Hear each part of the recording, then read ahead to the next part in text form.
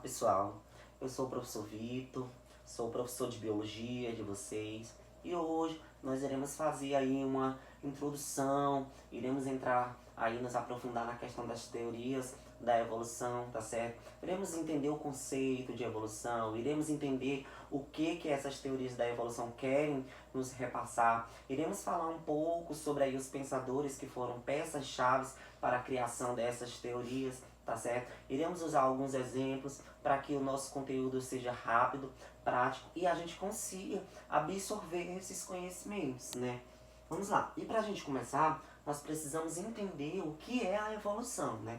Então, a evolução é o processo que produziu a grande biodiversidade atual de animais e plantas. Então, gente, a teoria da evolução, ela propõe que a vida na Terra começou há centenas de milhões de anos, com formas relativamente simples, que no decorrer do tempo, através de modificações, foram originando uma sucessão de organismos vivos cada vez mais complexos e variados. Ou seja, o que essa teoria está querendo dizer? Que foi a partir, né, da evolução, no decorrer de muito tempo, que houve essas modificações, tanto fenótipicas como genótipicas, de organismos vivos que chegaram às formas como eles se encontram atualmente, né? Então, segundo a evolução, as espécies atuais, elas são descendentes modificados de organismos do passado, né? Foram aí essas modificações que eles sofreram durante o decorrer do tempo, né? E para falar das teorias de evolução, tem dois pensadores aí que foram cruciais para elas. Nós temos o Lamarck, né, que foi o pioneiro aí, que foi de contra o fixismo, e temos aí o Darwin, né, o Charles Darwin. Então, para a gente começar, nós iremos falar aqui um pouco sobre o Lamarck, né, Jean-Baptiste de Lamarck, né. Jean de Lamarck foi um naturalista francês responsável pelas primeiras teorias sobre a evolução dos seres vivos, né. Lamarck, ele nasceu no dia 1º de agosto de 1744, na cidade de Bazetin, na França, né? E ele faleceu aí em 28 de dezembro de 1829, sem o reconhecimento de suas ideias, né? Lamarck, ele trouxe aí 3 teorias, né? A teoria da adaptação, a teoria da lei do uso e desuso, a teoria da lei da transmissão das características adquiridas. Vale ressaltar que Lamarck, como eu já falei, né, ele foi aí o pioneiro, né? Foi o primeiro a ir contra o fixismo, né? Porque antigamente todos os cientistas, todos eram considerados fixistas, né? Não se acreditava que os seres eram capazes de evoluir, que eram capazes de sofrer uma evolução, né? Foi aí que Lamarck chegou, né, com a teoria de adaptação. Ele diz que o ser é produto do meio, né?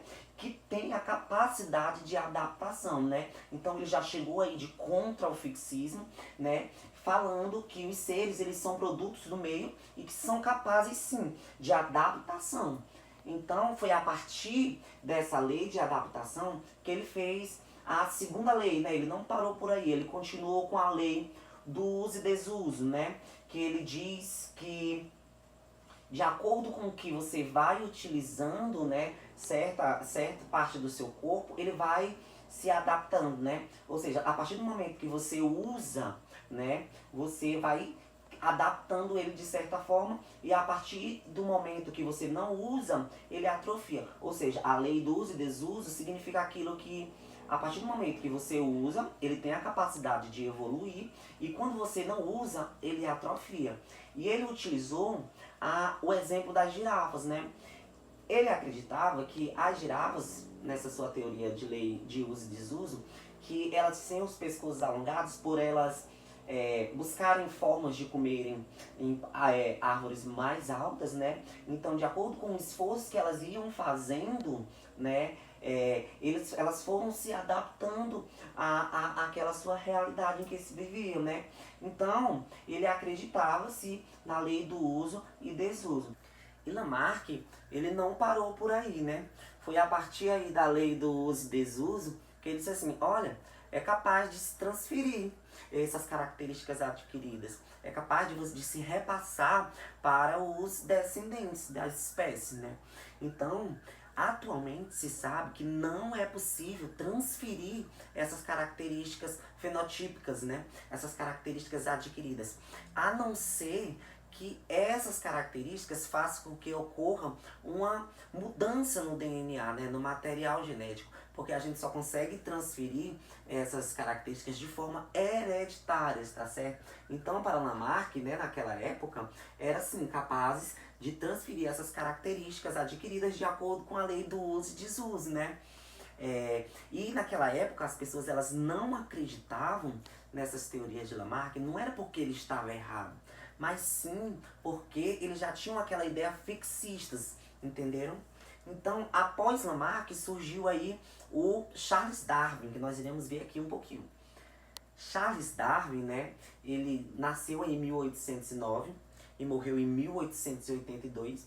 Ele é um naturalista inglês que coletou seus dados, principalmente da viagem iniciada em 1831, a bordo do navio Beagle, se eu não me engano é assim que se lê. Viajou em direção à América do Sul. Uma das suas paradas foi no arquipélago de Galápagos, no Equador. Regressou dessa viagem por volta de 1837 com muitas anotações e materiais coletados para estudos.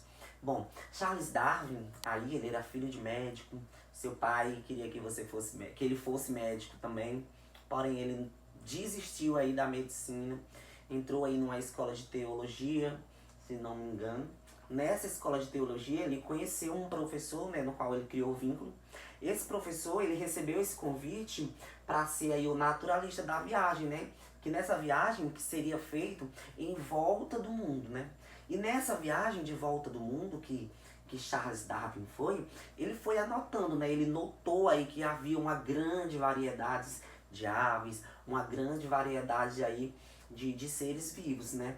Então foi a partir desses dados que ele coletou para estudo que ele criou a sua teoria, né? Então, para Darwin, ele acreditava que os seres vivos do planeta se originaram de um ancestral comum, né?